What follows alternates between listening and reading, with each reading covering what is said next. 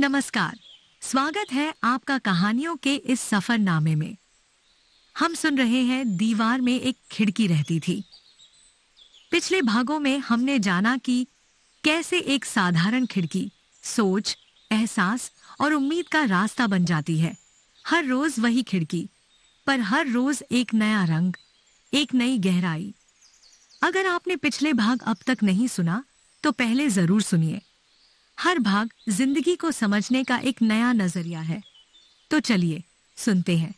दीवार में एक खिड़की रहती थी, भाग 5। रात के बीतने से जाता हुआ अंधेरा शायद हाथी के आकार में छूट गया था। ज्यों-ज्यों सुबह होगी हाथी के आकार का, अंधेरा हाथी के आकार की सुबह होकर बाकी सुबह में घुल मिल जाएगी। एकदम बेहनिया जब रघुवर प्रसाद की नींद खुली, सोनसी बिस्तर पर सो रही थी। रघुवर प्रसाद उठे। कमरे में अधिक अंधेरा था। खिड़की से बाहर सुबह का कम अंधेरा था। रघुवर प्रसाद दरवाजा खोलकर बाहर आए। सड़क की बत्ती गुल थी, रात से नहीं जली थी। रघुवर प्रसाद दरवाजे की देहरी पर बैठ गए। उन्हें लगा कि नीम के पेड़ के नीचे अंधेरा अधिक है। नीम के पेड़ के नीचे का अधिक अंधेरा हाथी के अंधेरे के आकार का था। रात के बीतने से जाता हुआ यह अंधेरा शायद हाथी के आकार में छूट गया था।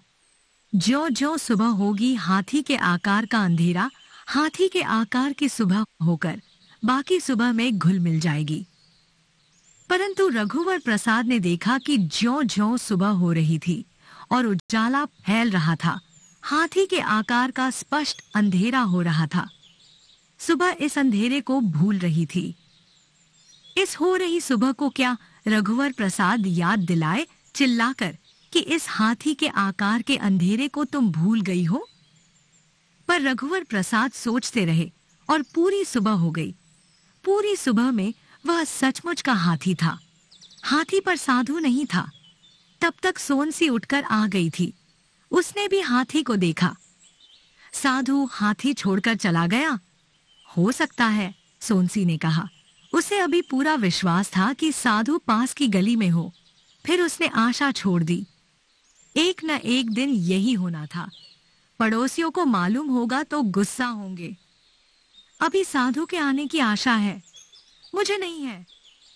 तोते का पिंजरा उसने पड़ोसी को दिया। पिंजरा हम रख लेते, हाथी कैसे संभालेंगे? हाथी की देखभाल मैं कर लूंगी, तुम चिंता मत करो, सोनसी ने कहा। हाँ, मिलकर देखभाल करेंगे। पता लगाकर वन विभाग को हाथी दे देंगे। वन विभाग तक हाथी कैसे ले जाएंगे? वन विभाग वालों की यहाँ बुला लाएंगे, वे हाथी ले जा सकेंगे। अच्छा, तुम मुंह हाथ धोकर तैयार हो जाओ।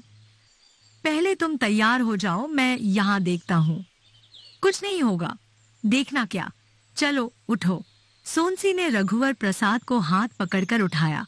दरवाजा खुला रखा गया था ताकि आते जाते हाथी को देखा जा सके। रघुवर प्रसाद बाहर आकर हाथ मुंह धो रहे थे। वे सोचते जा रहे थे कि अभी सुबह हाथी के लिए क्या करें। चाय बन गई, सोनसी ने कहा। रघुवर प्रसाद अंदर गए। चाय लेकर वे दरवाजे के पास देहरी पर बैठ गए। देहरी पर मत बैठो अम्मा, मना करती है। शाम के लिए मना करती हैं कि कुबेरी बहरा है, ये समय तो सुबेरा है। हाँ, साधु हम लोगों को हाथी की देखभाल सिखा देता तो अच्छा था, चाय पीते हुए रघुवर प्रसाद ने कहा। सोनसी अपनी चाय लेकर वहीं बैठ गई। तुम 4 बाल्टी पानी से हाथी को पहले नहला देना, सोनसी ने कहा। फिर हंसिया लेकर पेड़ की डाल काट लेना। आज महाविद्यालय की छुट्टी ले लूंगा। साधु कहाँ रहता है यह भी तो नहीं मालूम, शायद बीमार हो। बीमार होता तो घर पर हाथी रखता, यहाँ क्यों छोड़कर जाता? वह अपनी देखभाल कर लेगा, पर हाथी की देखभाल करते नहीं बनेगा। चाय पीकर मैं देखता हूँ कि पेड़ पर छुपकर बीड़ी पीने वाला लड़का बैठा है या नहीं। उससे पूछेंगे कि उसने साधु को हाथी लाते हुए देखा था। साधु किधर गया? इतनी सुबह लड़का नहीं आया होगा। बीड़ी पीने की तलब लगी होगी तो आया होगा। उस लड़के से कहना कि वह यहाँ नीम के पेड़ पर बैठा रहे, यहाँ हाथी की देखभाल हो जाएगी। मैं उसे पूछेंगा, हाथी को तो वो वहां से भी देख सकता है। रघुवर प्रसाद हाथी की नजर बचाकर निकलना चाहते थे। पीछे हाथी आ सकता था। तभी सोनसी ने कहा, सुनो। वे रुक गए। हसिया भी साथ ले जाओ। उससे कहना कि वह पेड़ की डाल हसिया से काट दे तो अच्छा हो। पेड़ पर तो चढ़ा है, तुम पेड़ की डाल यहाँ ले आना। हाँ, ये ठीक रहेगा। सोनसी से हसिया लेकर रघुवर प्रसाद सड़क के किनारे से बढ़े। पैजामा बनियान पहने थे, परंतु हाथी ने उनको देख लिया। हाथी धीरे धीरे चलते हुए उनके पीछे हो लिया। सोनसी देख रही थी, वह डरी नहीं। पेड़ पर चढ़े हुए लड़के ने रघुवर प्रसाद को बताया कि हाथी इनके पीछे आ रहा है। रघुवर प्रसाद ने मुड़कर देखा। वे पेड़ के नीचे गए। उन्होंने लड़के से पूछा, तुम यहाँ कब से हो? मैं यहाँ बहुत पहले से हूँ, नींद खुल गई थी। साधु को हाथी छोड़कर जाते हुए देखे थे? हाँ, उसने हाथी को प्यार किया था। किधर गया? इधर, उसने इशारा किया। अच्छा, तुम हाथी के लिए पेड़ की पतली डाल तोड़ सकोगे? हाथी भूखा है, मैं हसिया लाया हूं। लड़का पेड़ से थोड़ा नीचे उतरा। रघुवर प्रसाद ने हाथ ऊंचा कर उसे हसिया पकड़ाया।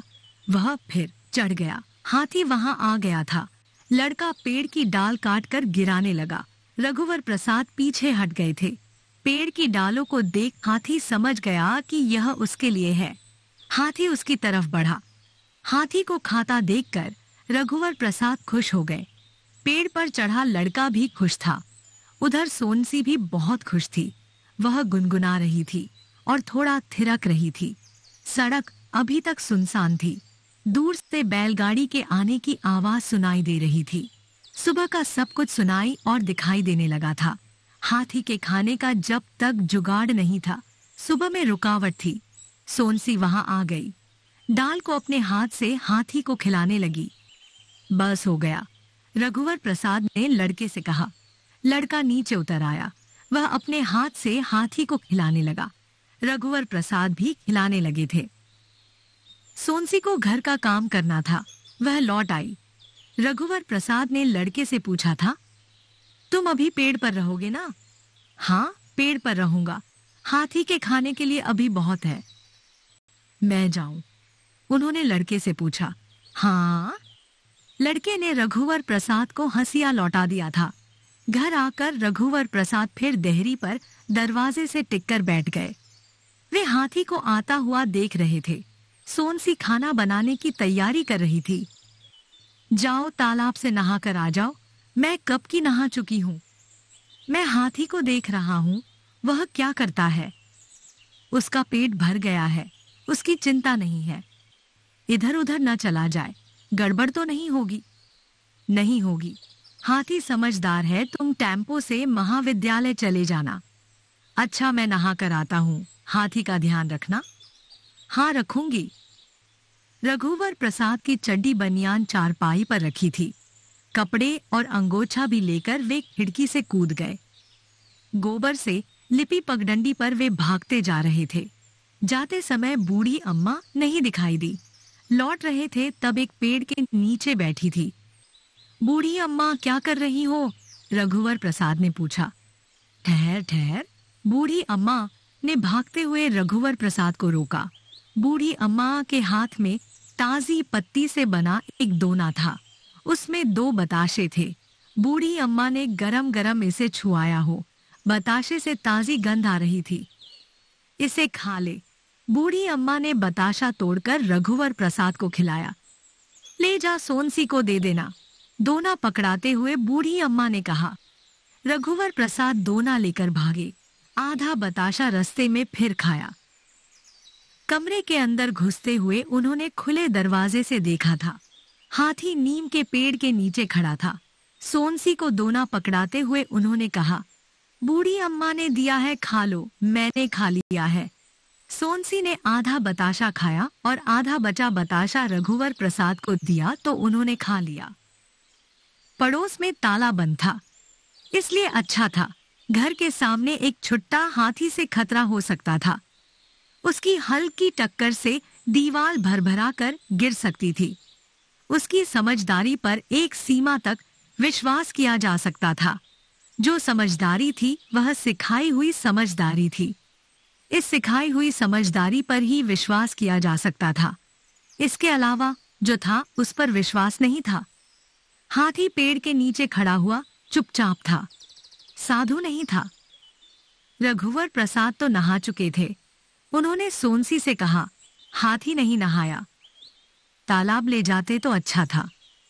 महाविद्यालय के आगे के तालाब में वह नहाता है। उसका नहाने का मन हो रहा होगा। अपने मन से जाकर नहा क्यों नहीं लेता? हम उसे रोक तो नहीं रहे थे। सोनसी ने कहा, यहीं खड़ा रहे तो अच्छा है, चला गया तो चिंता होगी। हाँ, महाविद्यालय की छुट्टी ले लेता हूं। वैसे मैं हाथी की देखभाल कर लूंगी। तुमसे नहीं बनेगा। छुट्टी का आवेदन पत्र विभागाध्यक्ष को दे आता हूं। वे नहीं मिले तो आवेदन पत्र देने महाविद्यालय जाना होगा। कैसे जाओगे? हाथी देखेगा तो वह पीछे आएगा। उनका घर भीड़ भाड़ वाले मोहल्ले में है। हाथी का वहां जाना ठीक नहीं है। छुट्टी का आवेदन पत्र लिखने के बाद रघुवर प्रसाद ने दरवाजे से झांककर हाथी को देखा। हाथी घर की तरफ नहीं देख रहा था। सड़क की एक्का दुक्का हलचल पर उसका ध्यान होगा। मैं जा रहा हूं, उन्होंने धीरे से कहा।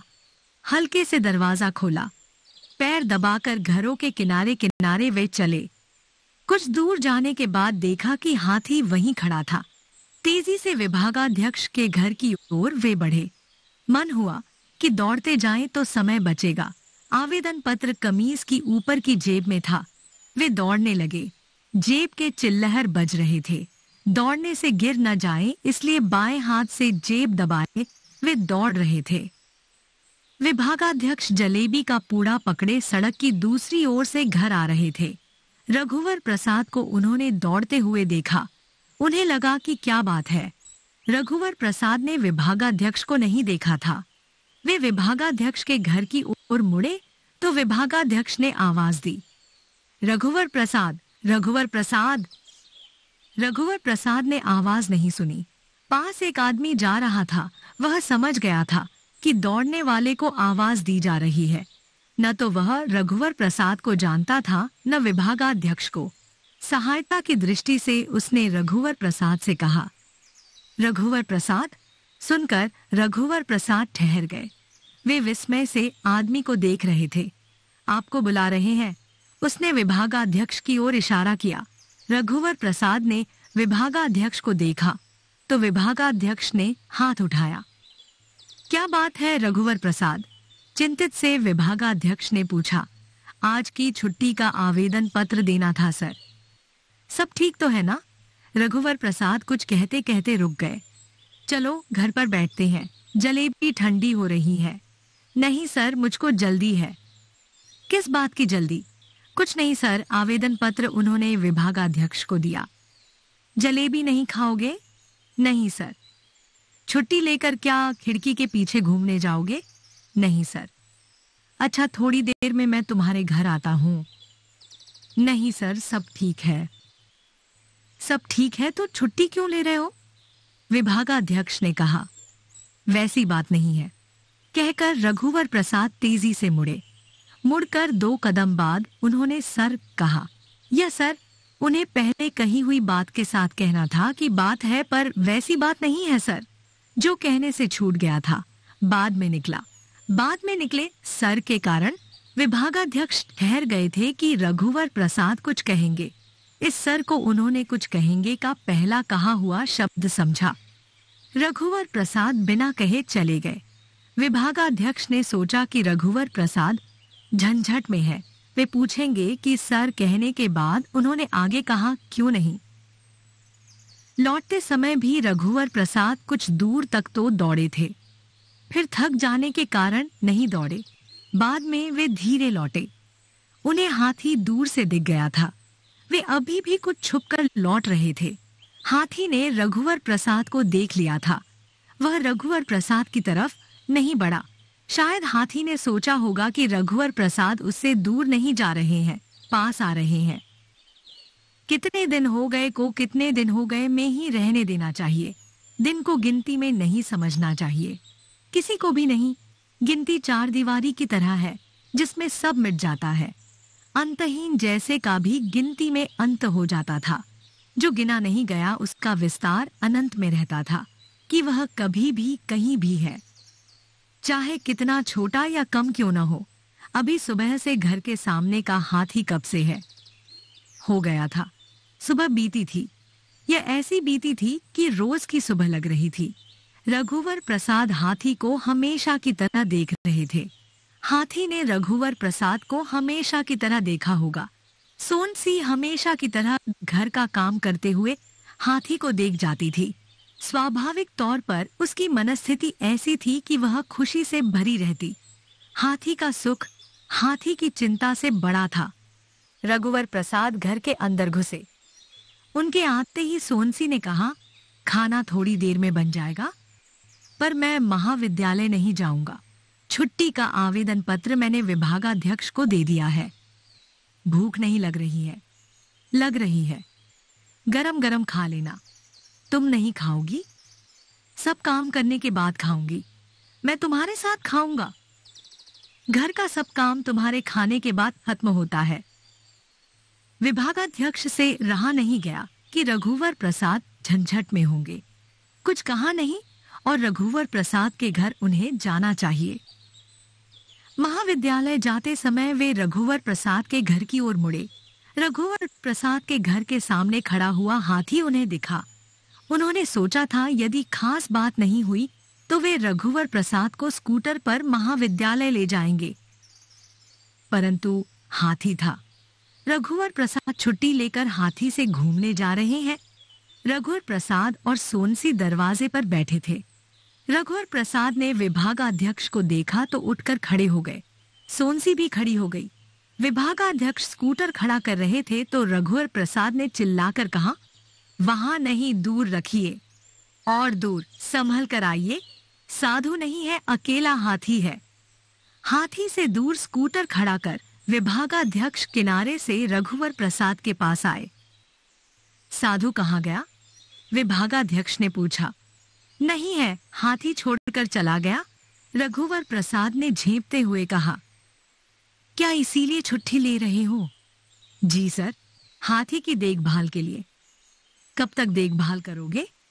2-1 दिन बस, फिर जंगल विभाग को दे दूंगा। क्या मुझे पुलिस को खबर करनी चाहिए? आगे फौजदारी का मामला बन सकता है। हाथी तोड़फोड़ करे, लोग तुम पर मुआवजे का मुकदमा दायर कर सकते हैं, झगड़ा कर सकते हैं। परंतु सोचो तो परेशानी है। भूल जाओ, घर के सामने हाथी है। हाथी तुम्हारी जिम्मेदारी कैसे हो गई? सड़क पर पड़ा हुआ पत्थर जब जिम्मेदारी है कि उसे हटा देना चाहिए। यह तो हाथी है सर, मेरा परिचित हाथी। एक बड़ा जीव है, कुछ न कुछ करना होगा। 2-1 दिन देखूंगा कि साधु आ जाए। अच्छा यह बताओ, तुमने आवेदन पत्र देने के बाद? जाते जाते सर कहाँ और कुछ नहीं कहा चले गए। बात यह है सर, पहले बात करते समय मैं आपको सर कहना भूल गया था। बाद में याद आया तो भूला हुआ अकेला सर निकला। मैंने सोचा कि आप पहले कहे हुए के साथ इसे जोड़ लेंगे। तुम तो कई बार कहना भूल जाते हो। दिन के आखिरी में यदि तुम 10 बार केवल सर सर कह दोगे तो मैं कहाँ तक उस सर को क्या क्या काहे के साथ जोड़कर पूरा करता रहूंगा। अच्छा कल्पना करो, महाविद्यालय का समय समाप्त होने के बाद घर जाने के पहले तुम मेरे पास आए और 10-15 बार केवल सर सर कहकर चले गए। अब मैं घर जाना छोड़कर तुम्हारे सर का हिसाब लगाता बैठा रहूंगा? अगर तुमने आवश्यकता से अधिक बार सर कह दिया तो मैं उसे जमा रखूंगा कि आगे की भूल में हिसाब पूरा कर लूं। नहीं रघुवर प्रसाद, तुम मुझे सर कहना छोड़ दो। जी। रघुवर प्रसाद मुस्कुराए। सोनसी चाय लेकर आ गई। रघुवर प्रसाद ने बसी में सोनसी को अपने कप से चाय दी। हाथी से तुम महाविद्यालय नहीं जा सकते। मेरे साथ स्कूटर से चलो और हाथी को भूल जाओ। मैंने अभी खाया नहीं है।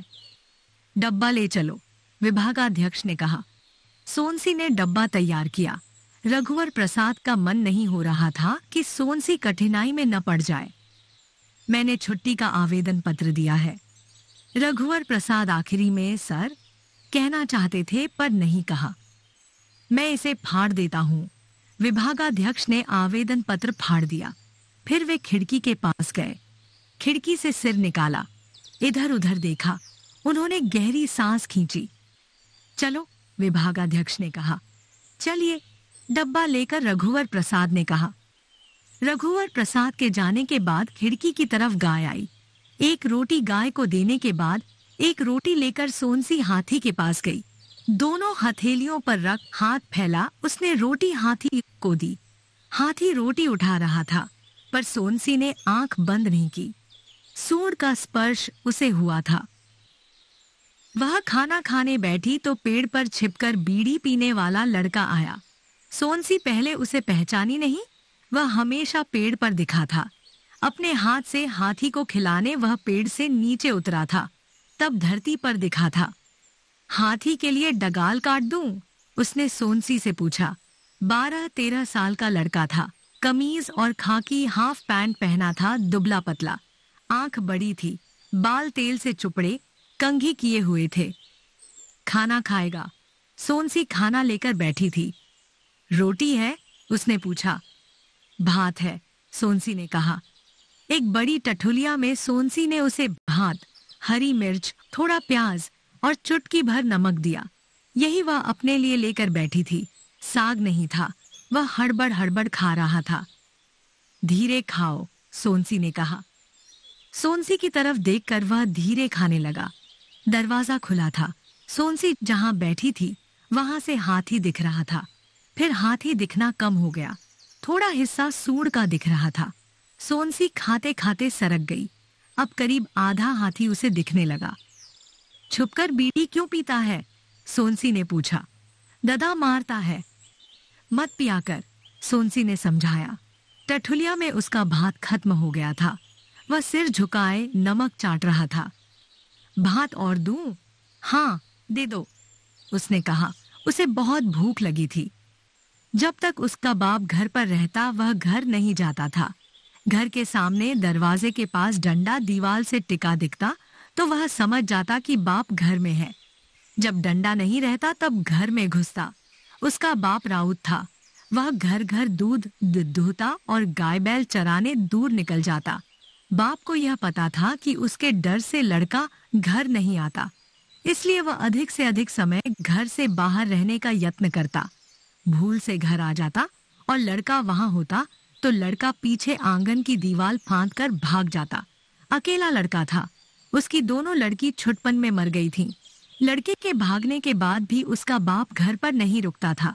उसे लगता कि लड़का कहीं से छुपकर उसे देख रहा होगा कि जब ददा घर से बाहर जाए तो वह घर में घुस सके। बाहर जाते समय वह खांसता, लड़के की दाई से चिल्लाकर कुछ बोलता। मैं घर देर से लौटूंगा, यह जरूर बोलता था। वह अपने घर से बाहर निकलने को अधिक से अधिक जतलाता था कि लड़के को यह मालूम हो जाए कि वह जा रहा है और खेलने के ध्यान में उसके जाने को भूल न जाए। दरवाजे के पास वह डंडा जानबूझकर रखता था। इससे घर में उसका होना पहले से पता चलता था। लड़के के बीड़ी पीने से वह बहुत चिढ़ता था। उसकी दाई कि लड़का कभी भी घर आ जाएगा, घर से 20-20 दिन बाहर नहीं निकल पाती थी।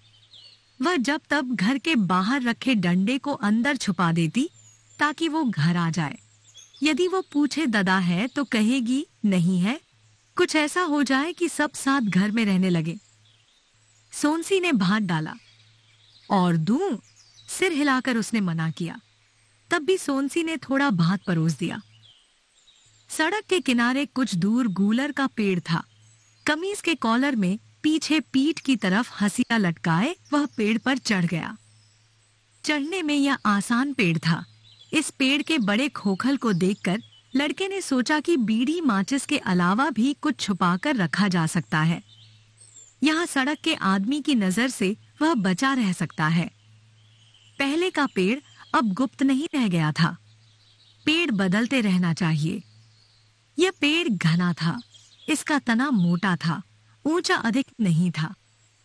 जब डालियां काटकर वह गिराने लगा तो सोनसी भी वहां पहुंच गई। डाल लेकर वह हाथी तक जाना चाहती थी। भारी होने के कारण डाल घसीट कर ले जाने लगी। डाल के जमीन पर घिसटने से धूल उड़ रही थी। हाथी तक वह पहुंच नहीं पाई थी कि हाथी उसकी ओर आया। हाथी के लिए डाल छोड़ वह हट गई। हाथी गूलर की हरी भरी डाल चाव से खा रहा था। ददा आ रहा है, पेड़ के ऊपर से लड़के ने कहा। कहाँ है? डंडा लेकर आ रहा है। सोनसी ने देखा, एक कमजोर दुबला पतला आदमी था। सिर पर अंगोछा बांधे था। आजू बाजू इधर उधर देखता जा रहा था। शायद अपने लड़के को ढूंढ रहा था। अगर उसे मालूम होता कि उसका लड़का पेड़ों में बैठा रहता है तो वह पेड़ों को देखता। ऐसे में गूलर में बैठा हुआ उसका लड़का दिख जाता। सोनसी का मन हुआ कि उसे बतला दे। यहाँ गूलर के पेड़ पर उसका लड़का है। उसके हाथ में डंडा नहीं होता तो शायद बता देती। सोनसी को कई बार का देखा हुआ वह लग रहा था। सोनसी अपना फटा पोलका और सुई धागा लेकर आई थी कि गूलर के पेड़ के पास बैठकर पोलका सीती रहेगी और हाथी को देखती रहेगी। घर का दरवाजा उसने उड़का दिया था। अपने ददा को घर से दूर जाते देख लड़के का मन घर जाने का हो गया था। उसने पेड़ के ऊपर से कहा, हो गया, अब नहीं काटता। हंसिया उसने नीचे गिराया। नीचे उतरते ही वह घर की तरफ भागा। उसने सोनसी से चिल्लाकर कहा था, घर जा रहा हूँ। सोनसी जमीन पर पड़ा हंसिया उठा रही थी। हाथी गूलर के पेड़ के नीचे डालों को खा रहा था। सोनसी हटकर एक पत्थर पर बैठी पोल का सीने का काम कर रही थी। हाथी को ताकते हुए उसे छोटू की याद आने लगी। वह जिम्मेदारी से हाथी देखने का काम कर रही थी। देखने के अतिरिक्त वह और क्या कर सकती थी? खाली समय में उसे घर की बहुत याद आने लगी थी। याद में उसे अपने पिता रघुवर प्रसाद के पिता जैसे दिखते थे। वह अपनी माँ को याद करती थी और रघुवर प्रसाद की माँ को ध्यान में देखती। स्वप्न में वह यहाँ के नीम के पेड़ के पास मायके का मुनगे का पेड़ देखती। मायके के आंगन में ससुराल की बीच कोठरी होती जिसमें रघुवर प्रसाद और छोटू का जन्म हुआ था। मायके के आंगन में लगी तरोई की बेल ससुराल के छप्पर पर फैली रहती। रघुवर प्रसाद के लिए इसी बेल की तरोई का साग यहाँ बनाते हुए अपने को देखती। दोपहर को जागती तो सबकी याद आती। नींद में होती तो खुद याद में चली जाती। नींद में उसे याद नहीं आती थी, नींद में वह याद को पा जाती थी। अधनींद में उसे लगता था कि उसे पुत्रीशाला जाना है और अब तक बस्ता नहीं जमाई है। वह जागती हो या नींद में संसार में जहां तक उसका हाथ पहुंचता उसे अपने हाथ से, और जहां हाथ नहीं पहुंचता उसे मन ही मन संवारती। गांवों के घर की बीच कोठरी में ब्याह के बाद उसे रघुवर प्रसाद के साथ बसाया गया था। उस बीच कोठरी के दरवाजे में अंदर सांकल नहीं थी। दोनों के बीच संकोच की ठोस दीवार रहती थी। इस दीवार की सेंध से दोनों एक दूसरे को टटोलकर एक दूसरे का स्पर्श चुरा रहे होते। स्पर्श का अनजाना सुख इस तरह था जो किसी और तरह का नहीं था। सोनसी को बीच कोठरी में ले जाते समय रघुवर प्रसाद की माँ ने बताया था कि दरवाजे के अंदर सांकल नहीं है, पर वह बाहर से सांकल लगा देगी। सोनसी उस रात से यह बताने को होकर अभी तक बता नहीं पाई थी। पोलका का सीना कब का हो चुका था। हाथी का पेट भी भर गया हो। वह उठी और घर आ गई। हाथी पीछे पीछे आया था और नीम के पेड़ के नीचे खड़ा हो गया था। यह देख वह एक छोटी बच्ची की तरह मुस्कुराई थी। विभागाध्यक्ष ने प्राचार्य को बताया था कि साधु ने रघुवर प्रसाद के घर के सामने हाथी को लावारिस छोड़ दिया है। लावारिस साइकिल से रघुवर प्रसाद को मुक्ति मिल गई। विभागाध्यक्ष ने कहा, रघुवर प्रसाद साइकिल रखे होते तो हाथी से उनको पहले मुक्ति मिल जाती। प्राचार्य ने कहा, जी हाँ। विभागाध्यक्ष ने कहा, रघुवर प्रसाद से कहेंगे कि वे हाथी की रिपोर्ट लिखा दें और जब हाथी की रिपोर्ट लिखाएं तो साइकिल की भी लिखा दें। महाविद्यालय में छोड़ी गई साइकिल से रघुवर प्रसाद को अलग रखना चाहिए। हाँ, ठीक कहते हो, प्राचार्य ने कहा। कार्यालय का बाबू साइकिल की रिपोर्ट लिखा देगा। और हाथी की रघुवर प्रसाद दोनों साथ चले जाएं और अलग अलग रिपोर्ट लिखा दें। रघुवर प्रसाद हाथी को लावारिस नहीं मानते। किस लिए? उनका कहना है कि हाथी साधु का है और यह सबको मालूम है। उसने तो हाथी को लावारिस छोड़ दिया है। साइकिल के वारिस की जानकारी नहीं है। साधु ने हाथी को रघुवर प्रसाद के विश्वास पर छोड़ा है, ऐसा उनका कहना है। धोखे से छोड़ा है। रघुवर प्रसाद मुश्किल में पड़ गए। उनकी सहायता करनी चाहिए। रघुवर प्रसाद ने हाथी की देखभाल के लिए आज की छुट्टी का आवेदन पत्र दिया था, परंतु मैंने फाड़ दिया। हाथी रघुवर प्रसाद की जिम्मेदारी कैसे हो गई यह समझ में नहीं आता। पूछना नहीं था। रघुवर प्रसाद ने कहा कि हाथी एक जीव है, वे महाविद्यालय आना जाना उस पर करते रहे। रघुवर प्रसाद को बुलाइए, उसी से बात करते हैं। रघुवर प्रसाद आधे दिन के अवकाश का आवेदन पत्र विभागाध्यक्ष की टेबल पर रखकर घर चले गए थे। विभागाध्यक्ष उस समय प्राचार्य के कमरे में थे। विभागाध्यक्ष आवेदन पत्र लेकर प्राचार्य के कमरे में आए और कहा, रघुवर प्रसाद आधे दिन की छुट्टी का आवेदन पत्र देकर घर चले गए हैं। इस आवेदन पत्र का क्या करें? रघुवर प्रसाद का आवेदन पत्र तो आप फाड़ देते हैं। प्राचार्य ने कहा। जी हाँ, विभागाध्यक्ष ने कहा। आवेदन पत्र उन्होंने फाड़ दिया। कागज फेंकने की टोकनी विभागाध्यक्ष की तरफ थी। बीच में टेबल थी। लाइए, मुझे दीजिए। प्राचार्य ने हाथ बढ़ाया तो विभागाध्यक्ष ने फटे टुकड़ों को पकड़ाया, जिसे टोकनी में डालकर वे काम में लग गए। लौटकर विभागाध्यक्ष भी अपने काम में लग गए। उन्हें रघुवर प्रसाद की कक्षा भी पढ़ानी थी। टेम्पो रघुवर प्रसाद को सड़क पर जाते ही मिल गया था। टेम्पो में एक बूढ़ा था और 5 औरतें थीं। 4-5 टोकनी से टेम्पो भरा था। नीचे पैर रखने की थोड़ी जगह थी। 2 टोकनियों में करेले भरे थे। एक एल्यूमिनियम के डब्बे में दूध था जो बूंद बूंद छलक जाता था। डब्बा बूढ़े का था। घर जल्दी पहुंचना था, इसलिए रघुवर प्रसाद को टेम्पो में बैठना पड़ा। लौटते समय मिलने वाले दृश्यों की ओर उनका ध्यान कम जा रहा था। सिर्फ इतना ही ध्यान जाता था कि अब घर के समीप पहुंच रहे हैं। अभी हाथी के कारण बाहर उनका ध्यान था। इस ध्यान में वे टेम्पो से दोनों तरफ के दृश्यों को कठिनाई से देख पा रहे थे। टेम्पो से उतरते ही वे भागते चले। जब उनको नीम के पेड़ के नीचे हाथी दिख गया, तब वे धीरे धीरे और सुस्ताते हुए चले। सोनसी दरवाजे के पास बैठी थी। चावल बीन रही थी। सोनसी को रघुवर प्रसाद का आना मालूम नहीं था। आने की संभावना भी नहीं मालूम थी। वे जल्दी लौट आने की खुशी को सोनसी तक अपने पहुंचने के पहले पहुंचा देना चाहते थे। सोनसी, वे चिल्लाए। सोनसी, फिर चिल्लाए। सोनसी ने उनकी पहली पुकार को भी सुन लिया था। अप्रत्याशित खुशी में थाली लिए वह उठकर खड़ी हो गई। हाँ, क्षण भर रुककर उसने कहा, यह निर्णय लेने के लिए कि क्या वह रघुवर प्रसाद तक दौड़ पड़े, ठिठक गई थी।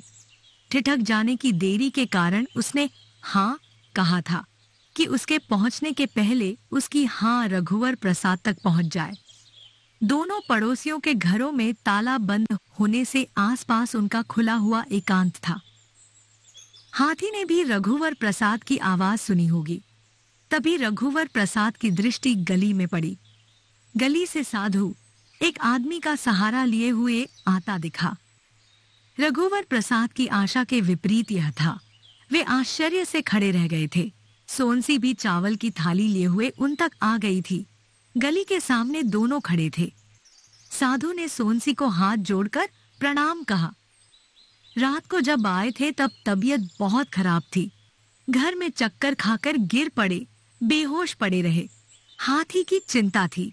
इनके कहने से मैं हाथी को आकर देख जाता था और इनको बताता था कि हाथी ठीक है, चिंता की बात नहीं है। साधु के आदमी ने कहा। हाथी को एक मुट्ठी चावल दे दूं? साधु ने सोनसी से पूछा। सोनसी ने थाली आगे बढ़ा दी। दे दो, रघुवर प्रसाद ने कहा।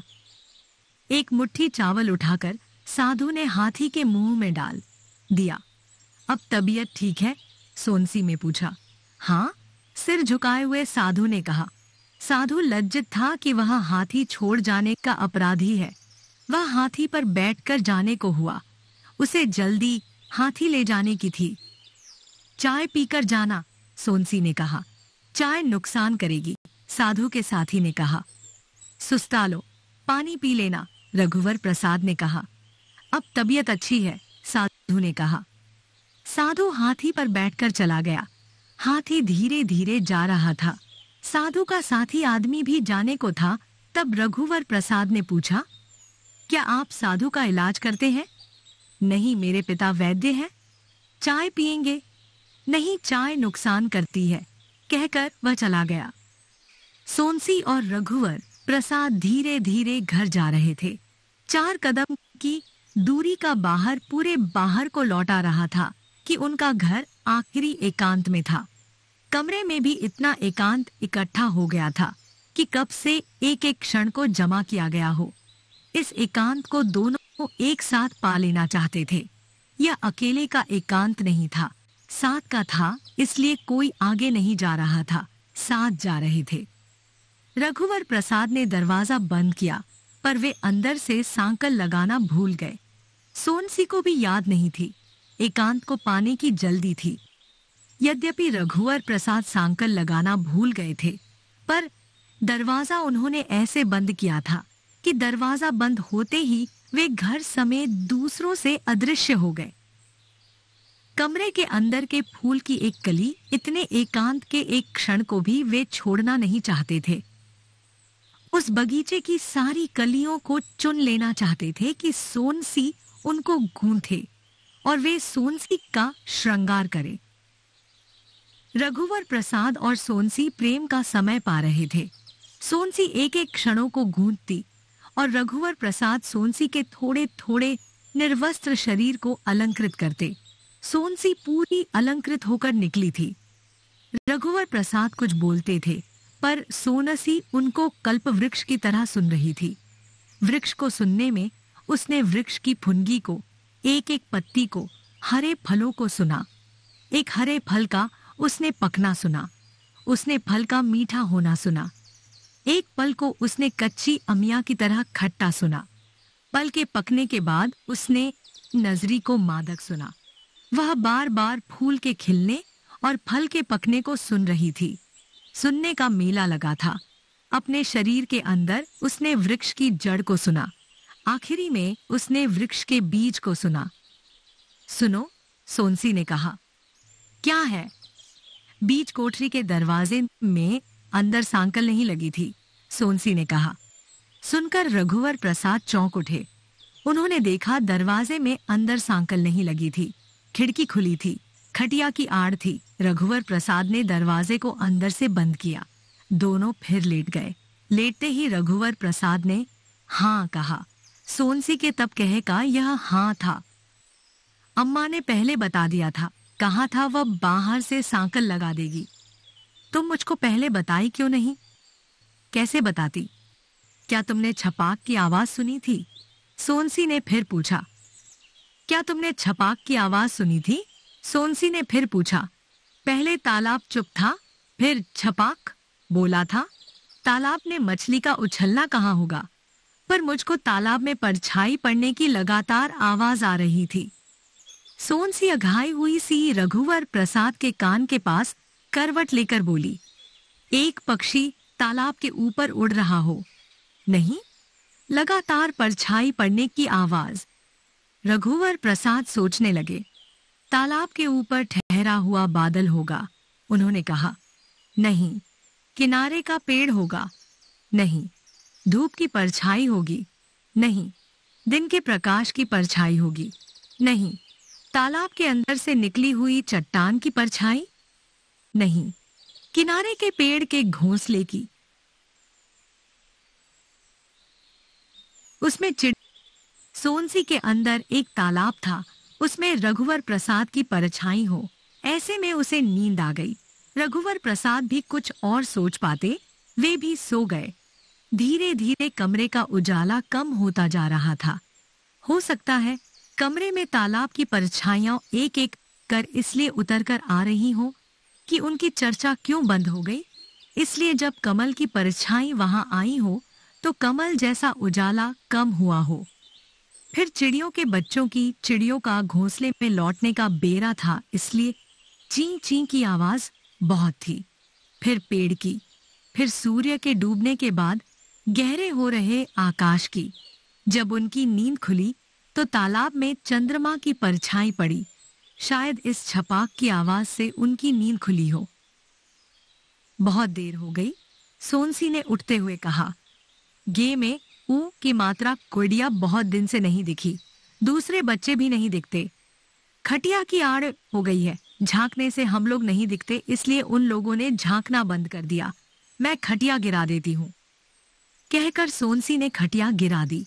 जमीन से बिस्तर उठाकर खटिया पर डाल दिया। सुबह सोनसी पहले उठी थी। रघुवर प्रसाद सो रहे थे। सोनसी दीवार की तरफ थी। रघुवर प्रसाद के पैताने से वह खटिया से उतरी। खिड़की पर सोनसी की दृष्टि गई। एक सांवली छोटी बच्ची खड़ी थी। सोनसी ने उसे मुस्कुराकर देखा। जाते जाते उसने बच्ची के सिर पर हाथ फिराया। जब वह झाड़ू लगा रही थी तब उसने गे में ऊ की मात्रा गुड़िया सुना। सोनसी ने झांक कर देखा। गुड़िया स्लेट पट्टी लिए खिड़की के नीचे पीठ टिकाए बैठी थी। सोनसी ने रघुवर प्रसाद को जगाया। उठो, गुड़िया आ गई है। आंख मलते हुए रघुवर प्रसाद उठे और सीधे खिड़की के पास गए। अलसाए झांक कर पूछा, बो में छोटी ऊ की मात्रा बुढ़िया? नहीं, गे में छोटी की मात्रा गुड़िया। गुड़िया ने जोर से कहा। रघुवर प्रसाद लौटे में पानी लेकर मुंह धोने बाहर चले गए। बाहर उन्होंने इधर उधर दूर तक देखा। उन्होंने ऊपर पेड़ों और आकाश की ओर भी देखा। यह सब दिख जाने के बाद वे अतिरिक्त कुछ दिख जाने की आशंका से मुक्त थे। उन्होंने मुंह धोया। खाली लौटा दरवाजे के पास अंदर रख पेड़ के पास गए। इस दिनारंभ में बीड़ी पीने वाला लड़का वहां है या नहीं? वे उसकी उपस्थिति जांच लेना चाहते थे। जो दिख रहा था वह दिन के आरंभ की भर्ती थी। वे हाजिरी ले रहे थे। उन्होंने सूर्य कहा हो और कुछ चढ़ आए। सूर्य ने उपस्थित कहा हो। सूर्य का उपस्थित कहना रघुवर प्रसाद के ऊपर सुबह की धूप का पड़ना था। ऊपर सिरस के पेड़ को उन्होंने सिर उठाकर झांका। लड़का वहां नहीं था। वे लौटने लगे। तब सुना, मैं यहाँ हूँ। रघुवर प्रसाद ने आसपास के पेड़ों को देखा। वहां नहीं, यहाँ। उन्हें लगा गूलर के पेड़ में से पुकारा गया है। तब भी उन्होंने पूछा, कहाँ हो? गूलर के पेड़ में। रघुवर प्रसाद सड़क से नीचे उतरकर गूलर के पेड़ के पास गए। उस पेड़ में लड़का छुपा हुआ था। तुमने पेड़ बदल दिया? रघुवर प्रसाद ने ऐसे पूछा जैसे उसने अपनी बेंच बदल दी। हाँ, लड़के ने कहा। दिनारंभ को कक्षा में वे उपस्थिति ले रहे थे, पर यह सबको अपनी उपस्थिति देना भी तो जैसे था। पेड़ बदले क्यों? उन्होंने पूछा। यह वाला पेड़ अच्छा है, लड़के ने कहा। पहले में क्या खराबी थी? रघुवर प्रसाद ने इस प्रकार कहा कि ऐसे में तो नुकसान हो जाएगा। एक पेड़ का नुकसान हुआ ना। पेड़ सबको मालूम हो गया था, ऊंचा था। यह पेड़ मुझको मालूम हो गया। किसी को बताना मत, बाद में दूसरे पेड़ में चला जाऊंगा। मैं नहीं बताता। मैंने पेड़ को किसी को नहीं बताया, पर इस पेड़ को नहीं बदलना। तुम्हारा पता हमको मालूम होना चाहिए। पेड़ बदलोगे तो बता देना। बता दूंगा, लड़के ने कहा। कितना अच्छा था कि इसी दिनारंभ में अम्मा और छोटू रिक्शे में आते दिखे। अम्मा, छोटू ने रघुवर प्रसाद को देखा नहीं था। पेड़ वाला लड़का अम्मा और छोटू को पहचानता होगा। अगर रघुवर प्रसाद उससे बात नहीं कर रहे होते तो वह रघुवर प्रसाद को पहले बता देता। रघुवर प्रसाद रिक्शा की ओर भागे। वे रिक्शे तक पहुंचते, तब तक रिक्शा घर के सामने खड़ा हो गया था। सोनसी को भी मालूम नहीं था। छोटू एक झोला लेकर उतरा। छोटू निंदासा लग रहा था। बस में ऊँघते आया होगा। फिर अम्मा उतरी। छोटू ने रघुवर प्रसाद को देख लिया। रघुवर प्रसाद रिक्शे के पास पहुंचते ही सोनसी को चिल्लाए, अम्मा आई हैं। जब रघुवर प्रसाद अम्मा पैर छू रहे थे, तभी छोटू ने रघुवर प्रसाद के पैर छुए। छोटू का सिर रघुवर प्रसाद के सिर से टकराया। रघुवर प्रसाद ने छोटू से कहा, फिर से सिर लड़ाओ नहीं तो सींग निकलेगी। रघुवर प्रसाद तन कर खड़े हो गए। छोटू कैसे सिर लड़ाता। कूदकर वह रघुवर प्रसाद के कंधे से लटक गया। तब भी वह रघुवर प्रसाद के सिर से अपना सिर नहीं छुआ पाया। जब रघुवर प्रसाद झुके तब छोटू ने सिर छुआया। रिक्शे वाले को पैसे देते देते अम्मा ने रघुवर प्रसाद को आशीर्वाद दिया था। रघुवर प्रसाद ने भी छोटू को खुश रहो का आशीर्वाद कहा था। अम्मा ने आशीर्वाद में जो कहा था वह बुदबुदा कर कहा था। रघुवर प्रसाद सुन नहीं पाए थे, उनका ध्यान भी नहीं था। सोनसी आ गई थी। सोनसी ने सिर को आंचल से ढांक लिया था। उसने अम्मा के पैर छुए। अम्मा ने उसके सिर पर हाथ रख मन ही मन आशीर्वाद दिया। शायद सोनसी ने सुना हो, अम्मा लंगड़ा कर चल रही थी। अम्मा ने देखा बैटरी के गमले में लगे शोभा के पौधे घने हो गए थे। तुलसी कम बढ़ी थी। तुलसी बढ़ी नहीं बहू, पानी डालना रह तो नहीं जाता, बराबर पड़ता है अम्मा। जब मैं नहीं डालती तब रघुवर डाल देता है ना। हाँ अम्मा। पिछले महीने रघुवर डाला था। हाँ अम्मा। अब कब डालेगा। सोनसी को छोटी बच्ची की तरह गले लगाकर अम्मा ने पूछा। अभी समय है, धीरे से सोनसी ने कहा। पिताजी नहीं आए। सोनसी ने पूछा। वहां का काम भी देखना पड़ता है। तुम लोगों को देखने का मन था, छोटू के पिता ने भेजा है, 2 दिन रहकर चले जाएंगे। तुम लोगों को लड़का बच्चा हो जाए तो उनका मन काम छोड़कर आने को करे। अम्मा कम से कम हफ्ता भर रुक जाती।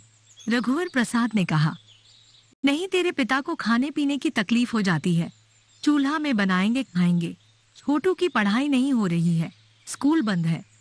काहे को लिए बंद है। रघुवर प्रसाद ने पूछा। 4-5 दिन से रोज एक दो सांप निकल रहा था। एक लड़के के बस्ते के अंदर घुसकर बैठ गया था। आखिर मास्टर ने छुट्टी कर दी। सोनसी ने बोरा बिछा दिया था। उसमें लेटते लेटते अम्मा ने पूछा, हाथी आता है? कल परसों छोटू को उस पर जरूर बैठा देना। इसी लालच में साथ आया है। कभी कभी आता है, साधु की तबीयत खराब है, 2-4 दिन ना आए। रघुवर प्रसाद ने कहा। दोनों पड़ोसी के यहाँ ताला लगा है? हाँ, कई दिनों से नहीं है। सोनसी ने कहा। आज जाते तो उनसे भी मिलना हो जाता। जितना पूछना था अम्मा ने सब पूछ लिया। सोनसी चाय बनाकर ले आई थी। चाय पीकर अम्मा फिर लेट गई। सोनसी अम्मा के पास बैठ गई। अम्मा लंगड़ा क्यों रही थी? पैर दुख रहा है, दबा दूं? सोनसी धीरे धीरे पैर दबाने लगी, पर अम्मा ने मना कर दिया। सबेरे सबेरे पैर दबवाना अच्छा नहीं लगता। घुटने में दर्द है। वहां घर से नहा धोकर निकली थी। 3 बजे रात को नहा ली थी। पहली बस पकड़नी थी। छोटू भी नहा लिया है। तुम चौका रसोई का काम करो, मैं थोड़ी देर ले दूंगी। बहू, झोले में 2 छोटी लौकी रखी हैं, साग के लिए निकाल लेना। सोनसी को याद आया। वह कपड़े में बंधे सोने के कड़े ले आई। अम्मा के पास बैठ गई। अम्मा सो गई क्या? सोनसी ने पूछा। नहीं, क्या है? सोनसी ने अम्मा के हाथ में कड़े पकड़ा दिए। क्या है? कड़े हैं, बूढ़ी अम्मा ने दिए हैं। अम्मा ने कड़े देखे, वह बहुत खुश हो गई। अच्छा है, संभाल कर रख दे।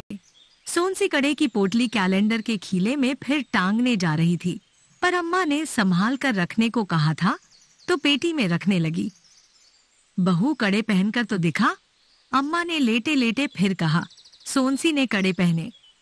पहन लिए। कुछ देर बाद अम्मा ने पूछा। हाँ अम्मा। तो दिखाई क्यों नहीं? अम्मा ने कहा। वह अम्मा के पास खड़ी हो गई। अम्मा उठकर बैठ गई। सोनसी के दोनों हाथ पकड़कर अम्मा ने कड़े देखे। कड़े के अलावा भी जो कुछ रोज की कंघी चोटी का साज श्रृंगार था, अम्मा ने देखा। सूर्य रोज निकलता था, आज भी निकला था। सोनसी नित नई सुबह थी। आज की सुबह भी नित नई सुबह थी। अब कड़ा मत उतारना, पहनी रहना, अम्मा ने कहा। खिड़की से हवन की सुगंध आ रही थी। जिधर बरगद का पेड़ था उधर से हवा आ रही होगी। तीज त्योहार की हवा थी। हवन की सुगंध आ रही है, अम्मा ने कहा। सांस खींचकर सोनसी ने कहा, हाँ अम्मा। रघुवर प्रसाद ने भी गहरी सांस ली। छोटू वहां आ गया था। देखा देखी उसने भी गहरी सांस ली। आज कोई त्योहार है क्या बहू? कैलेंडर देखना। नहीं है अम्मा, सोनसी ने कैलेंडर देखकर कहा। हवन की सुगंध से रघुवर प्रसाद को बढ़ी का पेड़ याद आया। सोनसी को भी याद आया कि बड़ के पेड़ के पास शिवलिंग की तरह पेड़ था। छोटू और रघुवर प्रसाद ने खाना खा लिया था। छोटू बाहर चला गया। बीमारी के बाद भी साधु आ गया था। साधु ने छोटू को हाथी पर बैठा लिया था। जब महाविद्यालय जाने के लिए रघुवर प्रसाद निकले तब पीछे सोनसी भी आई। छोटू हाथी से उतरा। रघुवर प्रसाद हाथी पर बैठ गए। उन्होंने साधु से कहा, नहीं आना था, टेम्पो से चला जाता। हाथी को नहलाने धुलाने निकलना था। रास्ते में तो महाविद्यालय है। मेरी तबीयत ठीक है। रघुवर प्रसाद और सोनसी ध्यान देने लगे थे कि साधु हाथी को उठने, बैठने, चलने के लिए क्या कहता है। हाथी चला गया। छोटू कुछ देर वहीं खड़ा रहा। सोनसी अंदर आ गई थी। शाम को जब रघुवर प्रसाद आए तब सोनसी अम्मा के साथ बाहर बैठी थी। सोनसी ने चाय की तैयारी पहले से कर ली थी। हाथी को आता देख वह चाय चढ़ा आई। अम्मा ने कहा था कि साधु को बिना चाय पिए जाने मत देना। रघुवर प्रसाद उतरे। छोटू फिर हाथी पर बैठना चाहता था। रघुवर प्रसाद ने मना कर दिया। अम्मा ने साधु से चाय पीकर जाने के लिए कहा। साधु को जल्दी थी पर सोनसी ने कहा, चाय बन गई है। वह थोड़ी देर में चाय ले आई। रघुवर प्रसाद और साधु ने चाय पी। फिर साधु चला गया। रात को छोटू खा पीकर खटिया पर पहले से सो गया था। अम्मा ने कहा, जाओ तुम लोग कहीं घूम आओ। नहीं अम्मा, जाने का मन नहीं है, सोनसी ने कहा। सोनसी अम्मा के पास जमीन पर बैठी थी। रघुवर प्रसाद खटिया पर लेट गए। सोनसी ने सोने के लिए नीचे बिछा दिया था। उसी पर अम्मा आंख मूंदे पड़ी थी। थक गई थी। 2-3 बजे रात को उठी थी। दोपहर को 5 मिनट के लिए आंख लगी थी। सोनसी और अम्मा दोपहर भर बात करते रहे थे। रघुवर प्रसाद और सोनसी चुप थे। कुछ देर की लगातार चुप्पी में सोनसी उठी और खटका दबाकर बत्ती को बुझा दिया। अम्मा के पास सोनसी लेट गई। दोनों चुप थे। तब भी सोनसी को लगा कि रघुवर प्रसाद ने कहा है, तुम्हारा जाने को मन नहीं था पर मेरा मन था। सोनसी ने करवट ली तो पीठ रघुवर प्रसाद की ओर हो गई। सोनसी की चुप में रघुवर प्रसाद को सुनाई दिया, अम्मा को अकेले छोड़कर जाना ठीक नहीं था। सोनसी सो गई। तब भी सोते में उसने सुना, अकेली कहाँ, छोटू तो था। रघुवर प्रसाद भी सो गए। फिर भी उन्होंने सोनसी को सुना, अम्मा के साथ रहेंगे तो अम्मा को अच्छा लगेगा। क्या तुम अभी उठ सकती हो? नहीं, मैं गहरी नींद में सो रही हूँ। तुम जगाओगे तो उठ जाऊंगी। मैं भी गहरी नींद में सो रहा हूँ। तुम जगाओगी तो उठ जाऊंगा। तुम जगा दो। अम्मा उठ गई तो मैं नहीं जगा सकता, तुम ही जगा दो। मुझे जगाने को क्यों कहते हो? रात को रघुवर प्रसाद पानी पीने जब उठे तो अम्मा की नींद खुली। रघुवर प्रसाद है क्या? मुझको भी पानी दे दे बेटा, अम्मा ने कहा। रघुवर प्रसाद ने अम्मा को पानी दिया। सोनसी सो रही थी। रघुवर प्रसाद खटिया पर जाकर सो गए। तभी अम्मा के पास सोई सोनसी नींद में बोली, अम्मा मेरा बस्ता कहाँ है? सोनसी स्कूल जाने का सपना देख रही थी। सवेरे ले लेना, अभी सो जा। अम्मा ने देखा कि छोटू का पैर खटिया से नीचे लटक रहा है। छोटू के सोने को बड़बड़ाते हुए अम्मा उठी। छोटू के लिए खटिया में जगह नहीं थी। रघुवर पता नहीं कैसे सोता है। रघुवर, रघुवर, उधर सरक कर सो। उन्होंने ताकत से रघुवर को सरका थोड़ी जगह छोटू के लिए बनाई। छोटू के लटके पैर को खटिया में रखा तो छोटू ने फिर पैर लटका लिया। इससे तो अच्छा था छोटू जमीन पर सो जाता, खटिया से गिर न जाए। अम्मा ने सोचा। छोटू नीचे जमीन पर सो जा बेटा। अम्मा ने 2-3 बार सोने के लिए कहा। छोटू नहीं उठा, पर रघुवर प्रसाद को नींद में लगा कि अम्मा उसे नीचे सोने के लिए कह रही हैं। वे उठे और नीचे सोनसी के पास सो गए। अम्मा, अरे अरे कहती रह गईं। अम्मा को समझ में नहीं आया क्या करे। हार कर वे खटिया पर चली गईं, फिर दीवार की तरफ करवट लेकर सो गईं। सोनसी सिकुड़ी सिमटी सोई थी कि अम्मा को कड़ा वाला हाथ न लग जाए। गहरी नींद में जब उसने करवट ली तो कड़ा वाला हाथ रघुवर प्रसाद के मुंह में लगा। वे चौंक कर बैठ गए। कैसा सोती है? सोनसी को देखकर उन्होंने कहा, पर सोनसी उनके पास कहाँ आ गई? सोनसी तो अम्मा के पास सोई थी और अम्मा खटिया पर सो रही हैं। वे बिल्कुल भूल गए कि वे खटिया पर सो रहे थे। उन्हें लगा कि वे जमीन पर छोटू के साथ सो रहे थे। सोनसी खटिया से उठकर नीचे आ गई। छोटू को अम्मा के पास जगह दिखी होगी तो वह अम्मा के पास चला गया। उन्होंने सोनसी को फुसफुसाकर उठाया। सोनसी, सोनसी उठो तो। क्या है? उठकर सोनसी बैठ गई। धीरे बोलो, तुम तो अम्मा के पास सो रही थी, यहाँ मेरे पास कैसे आ गई? हाँ, मैं अम्मा के पास सो रही थी। छोटू कहाँ गया? सोनसी चकित थी। छोटू अम्मा के पास चला गया। अब क्या करें? सोनसी ने कहा। तुम्हारा कड़ा मुंह में लगा था, इसलिए नींद खुल गई, नहीं तो सुबह तक सोते रहते। पानी पियोगे? धीरे से सोनसी ने पूछा। हाँ, पी लूंगा। रघुवर प्रसाद बैठे हुए थे। वह गुंडी से पानी निकालकर लाई। कड़े चूड़ियों के साथ न बजे, इसलिए उसने ऊपर सरका लिया कि हाथ में कसे रहेंगे। पानी पीकर रघुवर प्रसाद लेट गए। तुम भी लेट जाओ। मैं नहीं लेटती, अम्मा देखेंगी तो क्या सोचेंगी? कहाँ लगी? माथे में। सोनसी ने रघुवर प्रसाद के माथे को छुआ, जैसे स्पर्श का लेप लगाया हो। रघुवर प्रसाद ने हाथ हटा दिया। दूर दूर लेट जाते हैं, सोनसी ने कहा।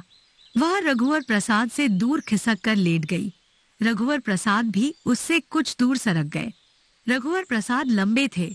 सोनसी के पैर से उन्होंने अपना पैर जानबूझकर छुआया तो सोनसी ने अपना पैर हटा लिया। रघुवर प्रसाद को हल्का सा ख्याल आ रहा था कि वे ही खटिया पर सो रहे थे।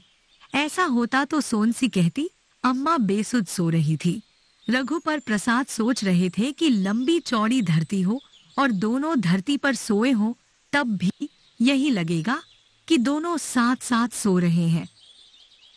चाहे वे उत्तरी ध्रुव की धरती पर हों और सोनसी दक्षिणी ध्रुव की धरती पर।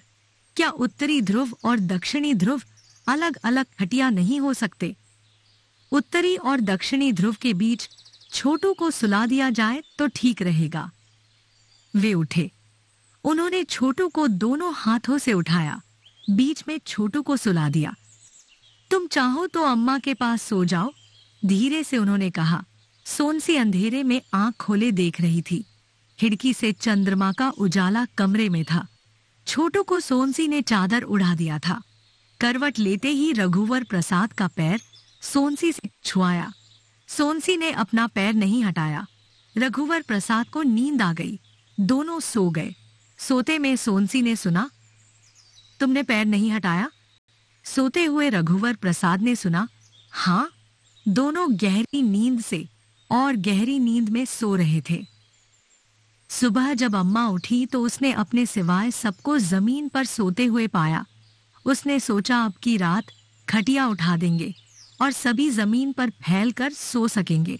अम्मा को किसी को उठाने का मन नहीं हुआ। जब तक सोए सोने दो। अम्मा ने नहीं उठाया था, पर सुबह के उजाले ने सोनसी को उठा दिया। सोनसी के उठते ही अम्मा ने कहना शुरू किया, छोटू खटिया से पैर लटकाकर सोता है। जमीन पर सुलाने के लिए उसे उठाने लगी, वो तो नहीं उठा।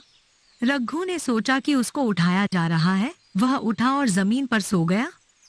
सोनसी दोनों हथेलियों से सामने से बालों को समेटते जूड़ा बनाते हुए हंस पड़ी थी। छोटू कब जमीन पर नीचे आ गया? खटिया से गिरा तो नहीं? सोनसी कुछ नहीं बोली। बहू, छोटू खटिया से गिरा तो नहीं था? नहीं गिरा था, ये उठाकर नीचे सुलाए थे। सोनसी ने कहा, चलो ठीक है, खटिया पर इसको दीवार की तरफ सुलाना चाहिए, नीचे गिरने का डर नहीं रहेगा। रघुवर को उठा दो बहू, दोनों जने तालाब से नहा धोकर आ जाना, छोटू उठेगा तब मैं झाड़ू लगा दूंगी। अच्छा, मैं रघुवर को उठा देती हूँ, अम्मा ने फिर कहा और रघुवर को उठाया। खिड़की पर बच्चे नहीं आए थे, अभी उनके आने का बेरा नहीं हुआ था। सोनसी रघुवर के कपड़े लिए थी। खिड़की से दोनों कूदे। सोनसी पहले कूदी थी। रघुवर पगडंडी में सोनसी के पीछे चल रहे थे। सोनसी के पीछे चलना उन्हें अच्छा लग रहा था। सोनसी किसी दिशा में नहीं जा रही थी, इसलिए लगता था दिशाएं सोनसी के पीछे चली आई थीं। केवल एक दिशा रघुवर प्रसाद के लिए आगे जाते हुए स्वयं सोनसी थी। सामने और आजू बाजू का दृश्य सोनसी के पीछे आने के लिए अपनी बारी में खड़ा था। सोनसी के आगे निकलते ही उधर की धरती, पेड़ पत्ती सोनसी के पीछे आ जाते। जब एक तालाब जो सफेद कमल से भरा था पीछे छूट गया तो रघुवर प्रसाद ने पूछा, किस तालाब में नहाएंगे? इसी तालाब में, सोनसी ने कहा। तालाब वहां था। जैसे हो गया था कि सोनसी वहां नहाएगी। यह तालाब की इच्छा थी, ऐसा भी समझना चाहिए। रघुवर प्रसाद और सोनसी तालाब के किनारे पत्थर पर खड़े रहे। तालाब उनके पैरों के पास रास्ता देखता हुआ था। पानी में लकीरों जैसा कंपन था। वे कूदने वाले होंगे कि आशा में तालाब सिहरा हुआ था, या उनकी छाया पड़ने की छपाक से लकीरों जैसी लहर उठी होगी। तभी पलक झपकते ही साड़ी उतार सोनसी तालाब में लेटी हुई सी कूदी और पानी में लेटी हुई छपाक हुई कि पानी का बिस्तर था। सोनसी के पीछे तालाब में रघुवर प्रसाद गिरे से कूदे कि सोनसी के साथ किसी अदृश्य रस्सी से बंधे थे। सोनसी कूदी तो वे खींचा गए। अरे, कपड़े नहीं उतारे? तैरते तैरते सोनसी ने पूछा। कपड़ा उतारने का समय नहीं मिला, तुम कूद गई थी। दोनों पास पास आराम से तैर रहे थे। अधिक गहरे में नहीं थे। स्वच्छ गहरे पानी का लंबा चौड़ा बिछा हुआ तालाब था। सांस रोककर दोनों डुबकियां लगाते। डुबकी से बाहर निकलकर हवन की सुगंध से भरी हवा में गहरी सांस लेते। हवा की सुगंध का एहसास उनको पानी के अंदर सांस रुके होने के बाद भी होता था। नहा धोकर दोनों बढ़ के पेड़ की ओर चले। वहां शिवलिंग की तरह पेड़ था। पेड़ के शिखर से लताओं की डाल निकली थी। इन लताओं में अनेक रंगों के फूल थे। हो सकता है वृक्ष में जब फूल चढ़ाए जाते हों तो वे पेड़ में उग जाते हों। यह भी हो सकता था कि अलग अलग समय में फूल के रंग बदल जाते हों।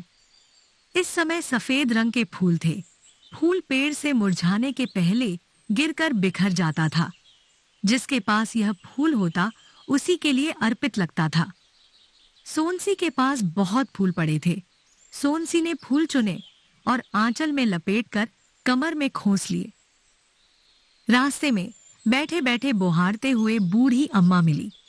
बूढ़ी अम्मा को देखकर रघुवर प्रसाद को याद आया कि सोनसी के हाथ में कड़े नहीं हैं। कड़े कहाँ हैं? तुम्हारे कपड़े निकालते समय मैंने पेटी में रख दिए थे। बूढ़ी अम्मा सुस्ता लो, सोनसी ने कहा।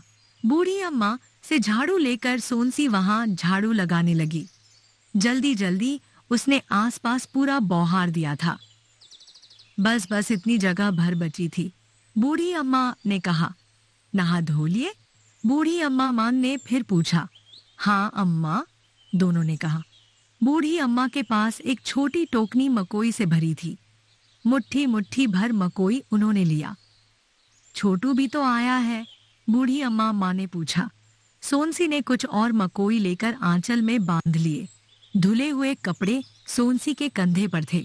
उसी पर सोनसी ने बांधे फूल और मकोई की पोटली को लटका लिया था। एक जगह पेड़ों से बांधे 2 झूले थे। झूलों में छोटे छोटे बच्चे कानों के पास मुट्ठी बांधे सो रहे थे। एक छोटी लड़की बच्चों को ताकने के लिए वहां थी। पास ही एक सूखा नाला था। उस नाले में पेड़ से झड़े हुए सूखे पत्ते थे। नाले में भूरे रंग की कई चिड़ियां पत्तों को चोंच से पलटाकर कीड़ों को ढूंढ रही थीं। लड़की का ध्यान चिड़ियों की तरफ था। हवा से झूले, धीरे धीरे हिल रहे थे। दो फैली तनी रस्सी पर पुरानी साड़ी को तहाकर बनाया गया झूला था। तौरदाई कहाँ है? सोनसी ने पूछा। मकोई बीनने गई है, लड़की ने शर्मा कर कहा। पेड़ के नीचे टोकनी भर मकोई रखी थी। एक फटे कपड़े से टोकनी ढंकी थी। सोनसी का मन हुआ कि वहां दोनों बच्चों को उठाकर अपनी गोद में बैठा ले। पगडंडी पर रघुवर प्रसाद सोनसी के फिर पीछे हो गए। जैसे पैर के चिन्ह छूटते हैं, उसी तरह आगे चल रही सोनसी के पीछे सोनसी के चाल की लय के छूटे हुए चिन्ह की तरह सब कुछ सब तरफ था। लय का दृश्य था। तालाब लय का तालाब था। पेड़ लय का था। पेड़ में खिले फूल लय थे। लय की पगडंडी थी। रघुवर प्रसाद के पैरों में चलते हुए थिरकन थी। आकाश से लेकर धरती तक सोनसी और रघुवर प्रसाद का घराना था। जो स्थिर था उसका झूमना स्थिर झूमना था। एक बड़ी चट्टान झूमते हुए स्थिर दिख रही थी। रघुवर प्रसाद सोनसी की चाल देखते हुए चल रहे थे। तुम मेरे पीछे पीछे क्यों चल रही हो? सोनसी ने मन ही मन सब जानकर पूछा। तुम्हारा चलना देखते हुए चल रहा हूं, रघुवर प्रसाद ने चुप रहकर मन ही मन उत्तर दिया। झाड़ियों में कपड़े सुखाने के बाद सोनसी कमरे में कूदी। रघुवर प्रसाद पहले कूद गए थे। अम्मा कहाँ गई? छोटू भी नहीं है, बाहर बैठे होंगे, देर हो गई। हाँ, देर हो गई। झाड़ू लगी थी, अम्मा ने बोहार दिया था। दोनों बाहर आए। छोटू अम्मा के पास बैठा था। छोटू रुकने की जिद कर रहा था और अम्मा कल सुबह की बस से जाने को कह रही थी। छोटू कह रहा था कि अम्मा बस से अकेली चली जाए। स्कूल खुल गया होगा, अम्मा छोटू से कह रही थी। अम्मा 1-2 दिन रुक जाओ। तब सोनसी ने कहा, जाना पड़ेगा, रघुवर के पिता को अकेले दिक्कत होगी। 2 दिन का कहकर आई थी। अम्मा जानती थी कि छोटू अभी रुकने को तैयार है। कल जाने के समय रिक्शे में सबसे पहले बैठ जाएगा। अम्मा मान गई कि छोटू रुक जाएगा। छोटू ने कहा कि वह अम्मा को छोड़ने बस स्टैंड तक जाएगा। तू किसके साथ गांव जाएगा? रघुवर प्रसाद ने पूछा। अकेले चला जाऊंगा, छोटू ने कहा। छोटू ने रघुवर प्रसाद से पूछा, आज हाथी आएगा? आज नहीं आएगा, आज इतवार है, साधु की तबीयत भी ठीक नहीं है। वह रहता कहाँ है? छोटू ने पूछा। खैरागढ़ बाड़ा में। कल मैंने उससे पूछा था। वहाँ राजा का खंडहर मकान है। मकान की दालान में वह रहता है और हाथी पेड़ से बंधा रहता है। उधर घूमने चलेंगे? छोटू ने पूछा। तुम तो रुक रहे हो, फिर कभी चलेंगे? छोटू ने कुछ नहीं कहा। अम्मा अंदर चली गईं तो सोनसी ने रघुवर से कहा, अम्मा रुक जाती तो अच्छा था, छोटू का भी मन है। पेड़ पर छुपने वाले लड़के का पिता सड़क पर डंडा लिए सोनसी को दिखा। सोनसी ने रघुवर को बताया, वह आदमी बीड़ी पीने वाले लड़के का पिता है। जो डंडा लिए है उसे तो कई बार देखा है। डंडे वाला आदमी इधर उधर देखते हुए जा रहा था। अपने लड़के को ढूंढ रहा है ताकि पकड़कर घर ले जाए। पकड़कर ले जाने के लिए नहीं, लड़के को दिख जाने के लिए ढूंढ रहा है। लड़का उसे न दिखे पर छुपा हुआ लड़का उसे देख ले, जिससे उसे मालूम हो जाए कि उसका दादा घर पर नहीं है। लड़का बता रहा था कि जब तक दादा घर पर रहता है वह घर नहीं जाता। अपने घर से दूर जा रहा है कि लड़का समझ ले कि वह बहुत देर तक नहीं लौटेगा। रघुवर प्रसाद ने कहा। डंडे वाला सतर्कता से इधर उधर देख रहा था। लड़के को यदि वह धोखे से देख ले तो लड़के को पता न चले कि उसने देखा है। रात में जब रघुवर प्रसाद लड़कों को पढ़ाते थे तब वह डंडा लिए सड़क पर घूमता हुआ दिखाई दे जाता था। बिजली के नीचे पड़ने वाले लड़कों के पास यूं ही खड़ा हो जाता था। रघुवर प्रसाद सड़क पर पढ़ाते थे, इसलिए उसे कुछ कह नहीं सकते थे। सड़क सबके आने जाने के लिए थी। वहां लड़कों के चारों तरफ कुछ लोग भीड़ लगा ले तो क्या कर सकते थे? मना तो नहीं कर सकते थे। कक्षा में पढ़ाते होते तो मना करते। सड़क पर गाय आकर खड़ी हो जाती थी, पगुराते हुए वहीं बैठ जाती थी। लड़कों के पास गोबर या पेशाब करने लगती थी, तब वहां से हटना पड़ता था। बिजली के खंभे के नीचे पर्याप्त उजाला रहता था। बिना कंडील के पढ़ाई हो जाती थी और मिट्टी तेल की बचत हो जाती। बिजली के खंभे को टेबल लैंप की तरह इधर उधर ले जा सकते तो उसको किसी एकांत जगह ले जाते। इतने सारे खंभों में एक दो खंभे कम हो जाते तो फर्क नहीं पड़ता। सड़क पर अंधेरा होते ही सन्नाटा हो जाता। आदमियों का हल्ला बिल्कुल नहीं था। सड़क के कुत्तों के भौंकने का कभी कभी बहुत हल्ला होता था। रात को आती जाती बैलगाड़ी का ध्यान रखना पड़ता था। गाड़ी चलाने वाले जब ऊँघते तब बैल यद्यपि सड़क पर अपनी मर्जी से ठीक ठीक चल रहे होते, पर कभी एकदम किनारे हो जाते, फिर उस किनारे से हटते हटते सड़क के दूसरे किनारे की ओर बढ़ने लगते। ऐसे में संभलना पड़ता था। बिजली के खंभे के पास पेड़ थे। पेड़ पर उजाले में कीड़े खाने घुग्घू, उल्लू आदि पक्षी बैठे होते। घुग्घू या उल्लू सुन न ले, इसलिए लड़के आपस की बातचीत में किसी का नाम न लेते थे। लड़कों का कहना था कि यदि उल्लू नाम सुन ले तो उस नाम को वह याद करता था। जिसका नाम वह याद करता वह धीरे धीरे दुबला होकर मर जाता था। धोखे से नाम निकल जाने पर राम का नाम लेते थे और बच जाते थे। डंडे वाला आदमी रघुवर प्रसाद को पहचानने लगा था और रघुवर प्रसाद को हाथ जोड़कर जुहार करता था। रघुवर प्रसाद और सोनसी ने देखा कि गूलर के पेड़ से लड़का कूदा और भाग गया। वह घर गया होगा। उसने ददा को देख लिया था। रघुवर प्रसाद ने कहा, लड़के के ददा को बुलाकर बात करता हूँ। बात करना पर गूलर के पेड़ के बारे में मत बताना। हाँ, रघुवर प्रसाद ने कहा। परंतु रघुवर प्रसाद के बुलाने के पहले छोटू ने उसे आवाज दे दी, डंडा वाले भैया, ओ डंडा वाले भैया। आदमी ने पलटकर देखा। छोटू हाथ हिलाकर बुला रहा था। पास आकर उसने रघुवर प्रसाद और सोनसी को राम राम कहा। अपने लड़के को ढूंढ रहे हो? सोनसी ने पूछा। हाँ, बाई घर नहीं आता। मेरे को बाहर घूमते देख लेगा तो घर चला जाएगा। उसको मारना मत, प्यार से समझा देना। बस एक बार मारा था बाई, बीड़ी पीता है। इसके बाद वह भागता रहता है। मिले तो समझाऊं, घर नहीं आता। छुपकर दूर से देखता रहता है। घर पर रहता हूँ तो डंडा दरवाजे पर छोड़ देता हूँ। डंडा देख लेगा तो जान जाएगा कि मैं घर पर हूँ। तुम्हारा लड़का खाकी पैंट पहनता है ना, 10-12 साल का, उसको जानता हूँ। वह कभी कंघी नहीं करता। वही है महाराज, 10 साल का है। छोटू की तरफ देखकर बोला, इसके समान? तुम कल सुबह छुपकर मेरे घर आ जाना।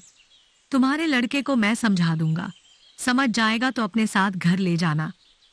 घर से निकलना तो डंडा मत लाना। दरवाजे पर छोड़ देना। लड़का घर नहीं जाएगा। लड़के ने भी बताया था कि ददा का डंडा देखकर वह घर आता जाता है। सोनसी जब उसको पेड़ पर चढ़ा देखती तो कभी कभी उससे बात कर लेती थी। सोनसी से आंख मिलाकर वह बात नहीं कर पाता था। सोनसी पेड़ के नीचे खड़ी हो जाती और खोद खोद कर उससे पूछती, तब बताता था। पेड़ के ऊपर देखते हुए सोनसी को बात करते कोई देखता तो वह यही सोचता कि सोनसी या तो पेड़ से बात कर रही है या चिड़िया से। गिलहरी से भी सोच सकता था। किसी लड़के से बात कर रही है ये कभी ध्यान में नहीं आता। दोपहर को जब खाने बैठती तब पेड़ को देख लेती थी। लड़का दिख जाता तो उसे खाने के लिए बुला लेती। कभी वह खुद आ जाता। सोनसी को खाने में देर होती तो उसे पहले परोस देती, नहीं तो वह कोने में खाने के लिए सिर झुकाए बैठा रहता। रात को सबके जमीन पर सोने के लिए अम्मा ने खटिया दीवार से सटाकर खड़ी कर दी थी। जमीन पर बिस्तर बिछा दिया गया था। अम्मा को सुबह 5 बजे की पहली बस से जाना था। अम्मा ने याद कर सोनसी को कड़ा पहनने के लिए फिर कहा था। सोनसी कड़ा पहनी हुई थी। खटिया के पास रघुवर प्रसाद लेटे थे। फिर अम्मा, छोटू और सोनसी सब जल्दी लेटे गए थे कि सुबह जल्दी उठना होगा। सोनसी ने पूड़ी बना ली थी, सुबह खाने के लिए और रास्ते में छोटू के लिए। अम्मा, अभी कड़ा उतार देती हूँ, सोते में छोटू को लग न जाए, सोनसी ने कहा। तू मेरे पास आ जा, छोटू किनारे चला जाएगा। छोटू सोनसी के बाएं तरफ था। सोनसी अम्मा के पास चली जाती तो छोटू सोनसी के दाहिनी तरफ रहता। छोटू को तब भी कड़ा लग सकता था। अम्मा, छोटू को अभी भी कड़ा लग जाएगा, सोनसी ने कहा। मैं उधर आ जाती हूँ, तू मेरी जगह आ जाना, अम्मा ने कहा। ऐसे में सोनसी रघुवर प्रसाद के पास चली जाती। अम्मा को यह ध्यान नहीं था। अम्मा उठकर बैठ गई थी कि सोनसी इधर आ जाए। इधर आ जा, अम्मा ने फिर कहा। सोनसी का मन हुआ चुपचाप चली जाए। वहां अम्मा, धीरे से फिर भी सोनसी ने कहा। अम्मा को तब ध्यान आया। अच्छा, छोटू को रघुवर के पास कर देते हैं, अम्मा ने कहा। छोटू को रघुवर के पास सरका दिया गया। अम्मा सोनसी के पास चली गई। अब अम्मा को कड़ा न लग जाए, उसे रहा नहीं गया। अम्मा, तुमको न लग जाए, कल बस में जाना भी है, अम्मा सोनसी से कुछ दूर सरकती हुई झल्लाकर बोली। नहीं लगेगा, इतनी जगह तो है, किसी को कड़ा लगा था क्या? सोनसी ने चुपचाप दूसरी तरफ करवट ले ली। अच्छा, कड़ा उतार दे, सुबह पहन लेना, अम्मा ने कहा। सोनसी ने कड़ा उतारकर अपनी तकिया के नीचे रख लिया। रघुवर प्रसाद चुपचाप आंख मूंदे पड़े, सोच रहे थे कि पहले सोनसी सो जाए तब सोई। छोटू सो गया था। सोनसी और अम्मा देर रात तक बात करती रहीं। बीच में बात करते करते चुप हो जाती तो रघुवर प्रसाद सोचते कि दोनों सो गईं। सोनसी तब पूछती, अम्मा सो गईं? सोई नहीं, तेरे को नींद आ रही हो तो सो जा, मेरा बात करने का जी कर रहा है। पर क्या बात करूं, कुछ पूछो तो बताऊं। अम्मा, तुम्हारी शादी हुई थी तब तुम कितनी बड़ी थीं? सोनसी ने पूछा। 11 साल की थी। शादी के बाद भी गुड़ियों का खेल अच्छा लगता था। मायके जाती तब अपनी गुड़िया से बहुत खेलती थी। तेरे से बहुत छोटी थी, ससुराल में खेल नहीं पाती थी। माँ बाप की बहुत याद आती तब रोने लगती। रघुवर के पिता 14 साल के थे। चुप कराते कराते वे भी रोने लगते थे। अम्मा, तुम पाठशाला जाती थीं? सोनसी ने पूछा तो अम्मा हंसी। आंख मूंदे हुए रघुवर प्रसाद भी मुस्कुराए। अम्मा की हंसी सुनकर नींद में छोटू भी हंसा होगा। दूसरी कक्षा तक पढ़ी। बहू, तेरा और पढ़ने का मन हो तो रघुवर से जरूर पढ़ लेना। रघुवर के पिता छुपकर मुझे पढ़ाते थे। मेरे पिता भाई तपेदिक से जल्दी मर गए। सास कठोर थी। ससुर मेरे ब्याह के 4 माह बाद मर गए। कैसे मर गए अम्मा? सवेरे दिशा मैदान से लौट रहे थे। रास्ते में एक पीपल का पेड़ था। पेड़ के नीचे से निकले तो किसी ने नाम लेकर आवाज दी।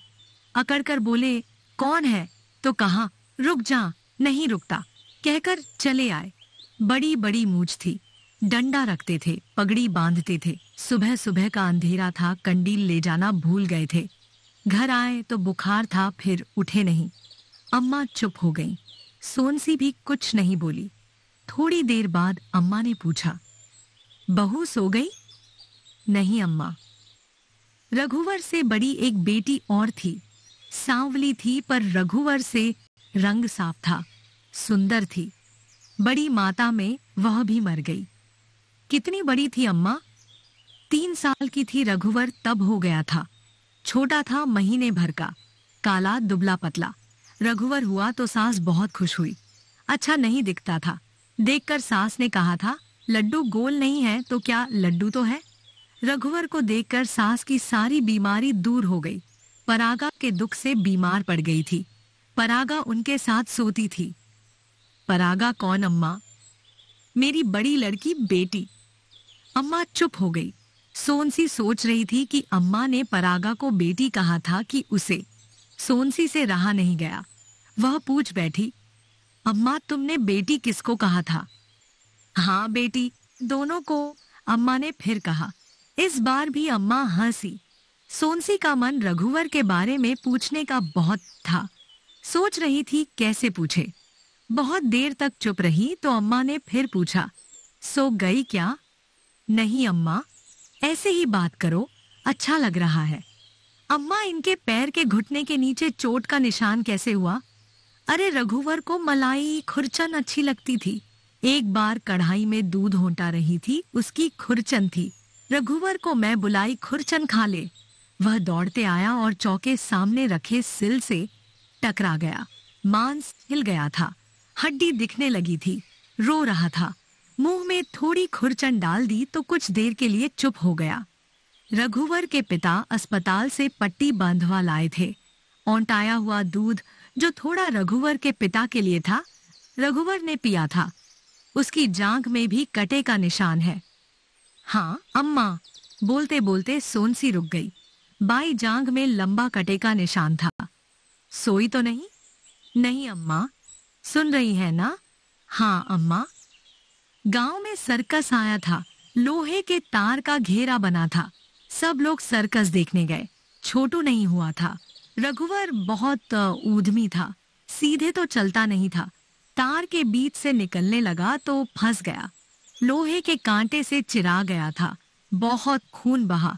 सर्कस नहीं गए, सीधे अस्पताल गए। रघुवर रोता अस्पताल नहीं सर्कस चलो की जिद करता था। अम्मा चुप हो गई। बहुत देर तक चुप रही। सोनसी ने पूछा भी, अम्मा सो गई? तो अम्मा ने कुछ नहीं कहा। इस बीच सोनसी सो गई।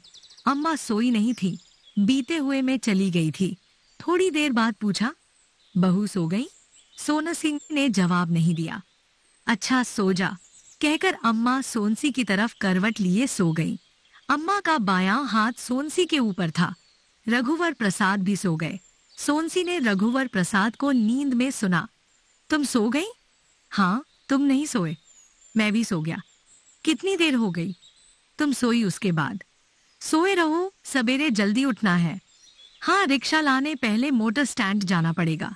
सब गहरी नींद में सो गए। दूर बिजली कड़कने लगी थी, फिर पास बिजली कड़की। किसी की नींद नहीं खुली।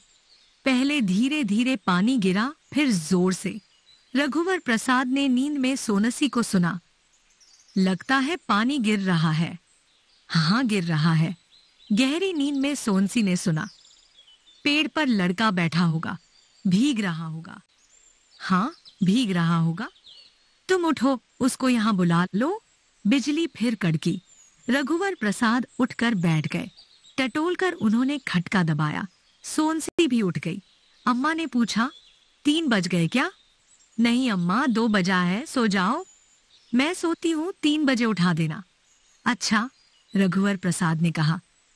बिजली पेड़ पर न गिर जाए, सोनसी ने कहा। रघुवर प्रसाद रबड़ की चप्पल पहने छत्ता लेकर दरवाजे का पल्ला सावधानी से खोलकर बाहर निकले। दूसरा पल्ला खोलते तो अम्मा के सिर से टकराता। सोनसी ने दरवाजा उड़का दिया था। पानी के छींटे अंदर आ रहे थे। बाहर बिजली के उजाले में गिरती हुई पानी की बूंदें जीवित बूंदें की तरह लग रही थीं। पतंगों की तरह बूंदें थीं। झुंड के झुंड पतंगों की तरह बूंदें बिजली के उजाले में धरती की तरफ आती, या हवा के झोंकों से झुंड के झुंड इधर या उधर हो जाती, जो बौछारें थीं। तो ये था, दीवार में एक खिड़की रहती थी। भाग 5। अगर आपने अभी तक पार्ट 1 से 4 नहीं सुने तो उन्हें भी जरूर सुनिए। और तैयार रहिए, बहुत जल्द आ रहा है। दीवार में एक खिड़की रहती थी, भाग 6। तब तक चैनल को सब्सक्राइब कीजिए, वीडियो को लाइक और शेयर जरूर करें। फिर मिलेंगे एक नई खिड़की के साथ।